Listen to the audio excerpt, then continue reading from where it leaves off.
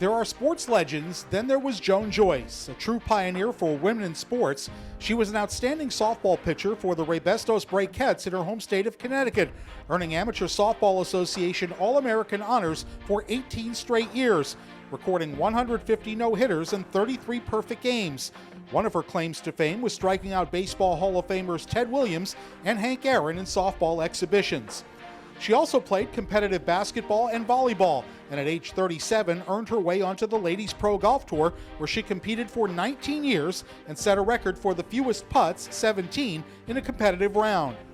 Joyce became FAU's first softball coach in 1994, leading the Owls to 11 conference championships, 11 NCAA tournament bids, and was 8 times Conference Coach of the Year.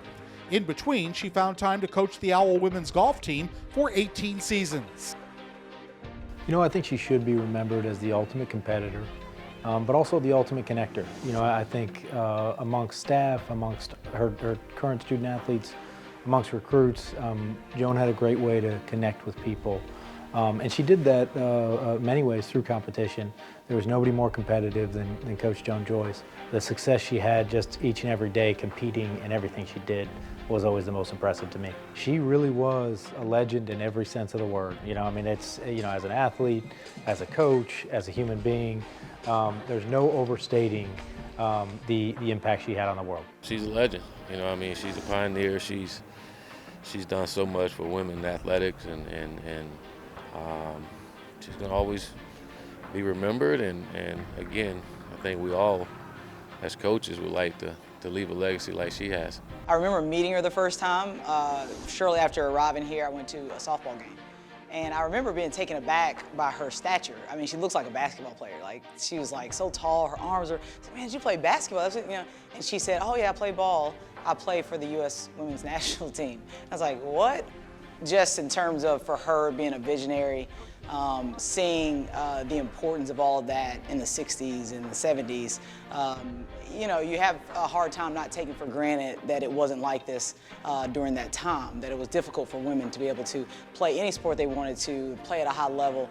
And so all the things that we get to witness now, the Professional Softball League, obviously the WNBA on our side of the things, I mean, it's because of people like her. So very thankful I got a chance to meet her. You know, she was always willing to give of herself, and she was extremely generous with her time, her home, with numerous people. Again, I'm going to tell a story. Me and Katrina were married. We had our first son in '97, and we had games on Friday, Saturday, Sunday. They would only play usually Friday, Saturday. And Katrina was working different events, and Joan would always be like, I'll take the kids home. Come and get them when you guys are done. You guys need a night out, I'll take the kids. And they loved going over there. You know, Auntie Joan would feed them whatever they wanted. Just an incredible person, funny, kind, very knowledgeable. It was just always a pleasure to be around her and be able to spend time with her. We'll miss her so much. She was able to make a difference to so many lives, and we're definitely going to miss her a lot. In 2019, Joan was selected for the FAU Athletic Hall of Fame, adding to her incredible list of accomplishments. Her induction tonight will mark the 20th Hall of Fame that she is a part of. That is incredible. Joan Joyce.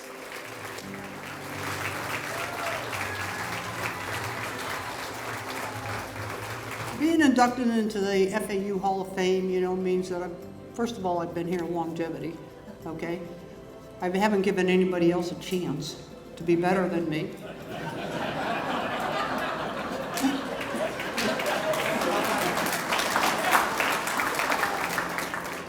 And my whole life has been overwhelming in the realm of sports, okay? I mean, you know, there's been some awesome things that have happened to me in my my career in sports. So, you know, it's almost like I not take it for granted, okay, but I mean, it seems like it just keeps happening. As the only coach Owl softball has ever had, Joyce impacted hundreds of lives. Coach was more than a coach. She was a mentor, like a mom. I mean, she took me in right after my mom and my grandmother passed away. I mean, she's meant the world to me for the last 28 years. No hesitation, anything I needed. She threw me right into the fire, I guess I want to say, right into the fire. When I came back in 2006, she goes, right before the game, our first game, she goes, "Oh, by the way, Shan, you coaching third." I go, "Okay, you know." Yes, Coach wanted to win, but she also wanted to grow our sport.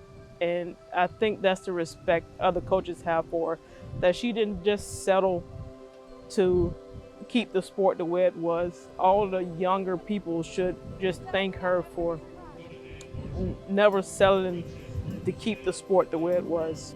What I want people to understand about Coach Joyce is the passion and compassion that she had for her players and the passion she had for sports in general, not just softball. And I'm sitting here today, and the reason we have women, young women, playing softball in at the Division I level is because of people like Coach Joyce. She played a big role in Title IX change. She just ultimately shaped the world of female sports. She shaped the game of softball, and she shaped the way that females are viewed in the athletic world, and she'll always be known for that. She did everything. I would believe her if she told me how to go swim or anything. Like, she's done it all. 0-2 from Gardner. Yes, she did. Strikeout, game over. This one's for you, Coach Joyce. What kind of sense of accomplishment do you feel for you pitching in the 1,000th win and then getting that win the day after she passed away?